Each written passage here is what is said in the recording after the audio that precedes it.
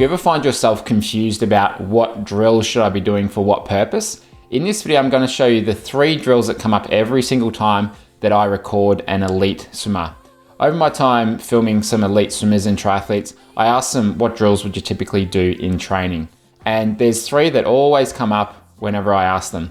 And I think for a couple of reasons. One is these are quite standard drills, quite popular ones. So they're often ones that are used in training. But I think more importantly than that, these are some drills that help work on some of the most important parts of the freestyle stroke.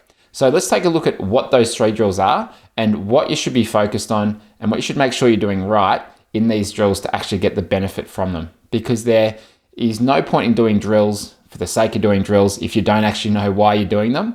And I think that's one of the biggest revelations that people have when they come to our clinics here in Australia, or they go through some of our courses like the 8-week faster freestyle course or 5-day catch challenge. They realize that there is a purpose behind drills, and if you do them right, they can change your stroke for the better, which can lead you to swimming faster and more efficiently, which is the goal. So let's take a look at these 3 drills.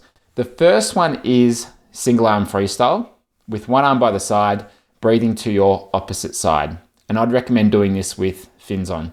So recently I was in Brisbane. I did some filming with Olympian Melverton, and this was, she said, the main drill that she tends to do. And same thing with when I filmed Dan Smith, when I filmed Andrew Spohr, Solomon Wright. All of these swimmers tend to do single arm freestyle drill. Now, one of the things that I think this is the best use of this drill is making sure that you get rotation to both sides.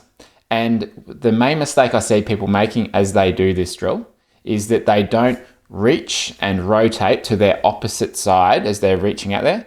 They tend to be stuck on one side. So with swimmers who aren't at that elite level, they tend to do one arm freestyle and they're just swimming like this. There's no rotation left to right. But in freestyle, we need to rotate side to side, or else we limit the amount of power and connection we can have in the stroke. So it's important to rotate side to side. So what I'd encourage you to do when you're doing single arm drill is make sure that you spend some time in that reach phase to set up, rotate, and then pull through. Exaggerate that slow to fast in this drill to help get this second point, which is the connection. Now, as we go through the catch in single arm, if you can focus on having the movement of your catch, so your hand and your arm initiating the catch and pull phase, with your opposite hip going back in the other direction, if you can connect those 2 things up, then it feels like you've got something to pull against. Because in the water, we don't have that stable ground like we do on land. But if we can time our rotation correctly, then it feels like you're actually grounded, you've got something to pull against. So as you go through that first phase of the catch, have your opposite hip coming back down, and that's the type of connection that we want. That's that cross-body connection that will help you get a lot more out of the stroke. Now, when swimmers do this drill and they're stuck on that one side and they're not rotating, they never get that connection and they never get that benefit from doing the drill. So that's the main thing that I find a lot of elite swimmers tend to be focusing on in this drill. A few of the other things that they also, or the benefits of doing this drill, is that it can help you iron out any kinks in the stroke or unevenness from your left side to your right side. So as you do this drill, you'll probably find that one side feels better than the other, one side feels more balanced than the other, and you probably feel like you get a better catch and pull on one side. If you go through this drill enough, you can start to iron out those kinks, whether it's how you're breathing or the timing of your breath, or maybe your catch and pull, you feel like you're not holding the water as well. So it can help you, first of all, become aware of those differences between the left and the right side, and then start to make those changes to iron those things out. So I think it's a really worthwhile drill to do as part of your warm-up in most sessions, because it can bring all those things together. Now, if you are a less experienced swimmer, this may not be the best drill to start with. If you go through something like our 8-week faster freestyle course, we start with more basic drills like front kick and side kick and a few other ones like that, which can help you get the right alignment and so on. But it is for those swimmers who have a bit more experience. They're swimming well, they just need to iron out some of those things that we talked about before. The second drill that I see elite swimmers doing is long dog paddle, or a variation of it, where you It's like underwater recovery freestyle where you reach out in front, the other arm comes back underneath and you're pulling through all the way back to your hip. Similar sort of concept to the single arm drill where we want to work on timing and connection. And when I see this drill done well, on the way back with the hand, so as the hand's coming back past the body, you want to keep it close to the body so it doesn't create too much drag, but you want to make sure that the recovery arm comes back through before the other arm starts to pull.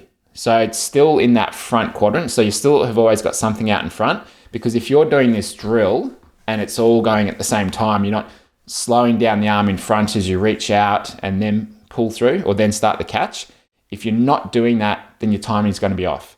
So it can help you develop that front quadrant stroke where things are a bit slower out the front, a bit quicker out the back.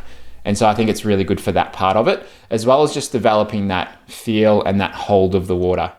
Figuring out how you need to move your arm through the catch and the pull to keep that pressure on the hand and forearm all the way through. And one of the most common things that I see when I'm analyzing people with my online coaching or in clinics as well is a lot of people tend to be too far outside the body. They're doing a wide catch, they're doing a wide finish, when you're too wide, you just don't connect up your catch and pull with your body rotation. So this drill can help you find the right path of the hand as you're going through. And the right path is like a skinny S. It's like a skinny S where it comes out a little bit and then goes out a bit and then comes in. Or you could think of that as like you're tracing the outside line of the body. So if my arm was up here, right, the hand's going to come out a little bit wider than my shoulder, then come in and finish somewhere near the hip. That's roughly where the hand should go. And I feel like this drill is a really good one for working that out. So that's either long dog paddle or a variation of it, which we call 2 over, 2 under, where you go 2 normal freestyle strokes, then 2 long dog paddle strokes. So either of those drills can be really good ones to include. The third and final one is sculling, or again, a variation of sculling. And I find that sculling is good for a couple of things. You can work on your catch position, so your high elbow catch position, which is fingers down, elbows out to the side. You can practice that when you're doing your sculling drill. The other thing I find sculling helps with is that skinny S-shape pull. So rather than trying to pull straight through or doing anything that's too exaggerated, the sculling helps you just get that feel on your hand and on your forearm and keep pressure in, out, in, out. So sculling can be a very good way to develop that. And there are other variations of it, but the simple front scull I think is a great place to start. The other one that I like to do is top to bottom scull, where you start sculling out the front, gradually work it underneath your body and come back out in front. So they're the 3 drills that I see a lot of elite swimmers doing whenever I ask them, what drills do you do in training? And they're the things that you should probably focus on if you were to do those drills. Now, we do some very different drills in our clinics and in some of our courses and in the membership, because it depends on what you need to work on. These athletes are at the top of their game. 1% changes for most of them. So they're just working on the finer aspects of, dialing things in, ironing out those kinks like I talked about. So depending on where you're at, these may not be the best drills to do right now, but certainly once you start to get to that faster level, they can be good drills to do. If you are sort of stuck with your propulsion, if you feel like you don't get much out of your stroke, I'd recommend going through the 5-day catch challenge, which I'll put a link to below. Let me know what drills you like to do below. Curious as to hear which ones are your favorites, and I'll see you next week with another video.